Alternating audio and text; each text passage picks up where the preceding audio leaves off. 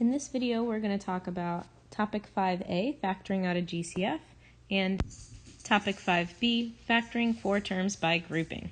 In order to factor out a GCF, you have to first find what the GCF is. The GCF stands for the greatest common factor. In other words, what is the biggest thing that all of your terms have in common that they can factor out? That means divide away. So in this first problem, we have 6x plus 3. So that's two terms, and both of these can evenly divide by 3. So we say that this is equal to 3 times, and then when we factor it out, we're dividing each term. So 6x divided by 3 leaves you with 2x, and then 3 divided by 3 would leave you with 1. So this would be your final answer here. These things are equal. It's just that they're simplified. I've divided out the 3, but I left it out front.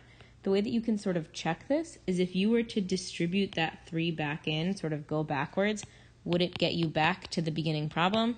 And sure enough, it would. This next problem, we're going to do the same idea. We're looking in these two terms, 24x squared and negative 8x. What can they both divide? And in terms of numbers, they both have 8. And in terms of the variables, they both have at least one x. And I say at least because 8x has one x, but then 24x squared also has an x. It just has x squared. But 8x doesn't have x squared. So we can only factor out 8x. We write that by putting the 8x outside of parentheses, and then we divide each term. So 24x cubed divided by 8x leaves you with 3x, and negative 8x divided by 8x leaves you with a negative 1. So this is our final answer here. Problem 3, both of these terms can evenly divide by 6. The 12 doesn't have a variable, so we can't pull any x's out. 6x divided by 6 is going to be just x, and negative 12 divided by 6 is negative 2. And that's how we write this problem, just like that. And remember, you can always double check. If I were to distribute this, would it get me back to that original problem? And it does.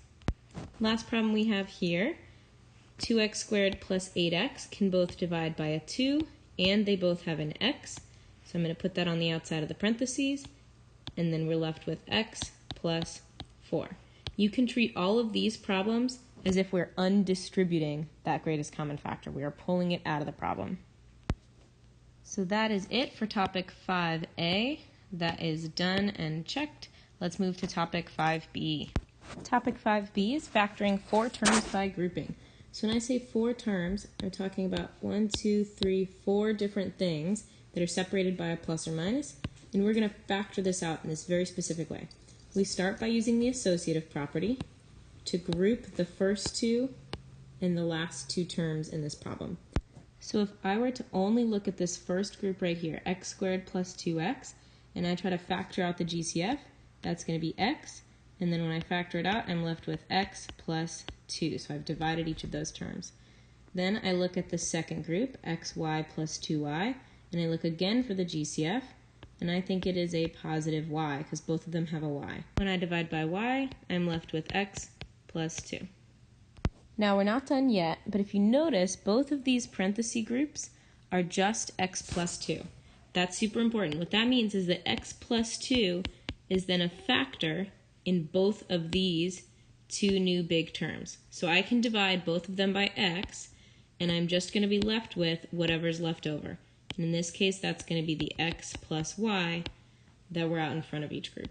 This is your final answer. This is equal to the original problem. If we were to actually FOIL this whole thing out, distribute everything, we would get back to the beginning. In problem number 2, we're going to do the same thing, starting with grouping our first two and our last two terms. In the first group, our greatest common factor is n. They both have an n, and I'm going to factor it out and be left with n plus 2.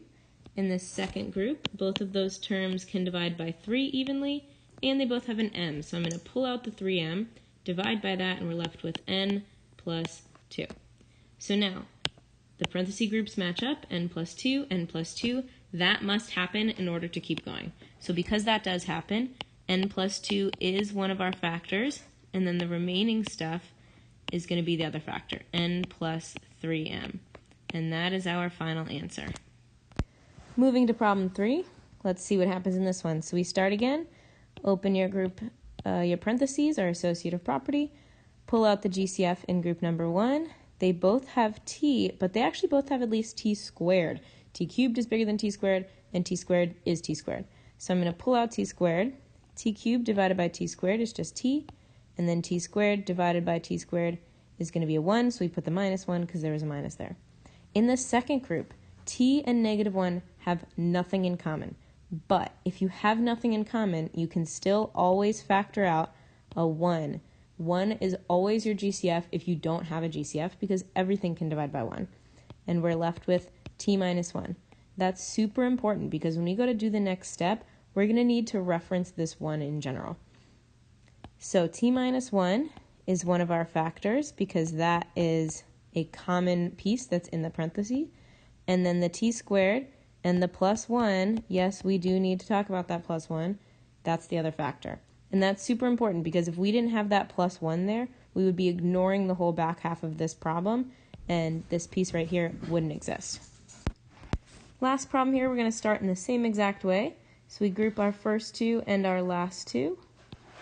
So in the first two, the common factor is a 2, and when we factor that out, we are left with 5 plus t.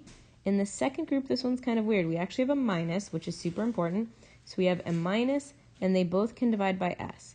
So if I factor out what's really a negative s from this negative 5s, I'm left with positive 5. And if I factor out a negative s from negative st, I actually have a plus t because negative divided by negative is positive. So now my parenthesis groups do match up. 5 plus t is one of our factors, and then the remaining stuff, 2 minus s, is the other factor group, and that is it.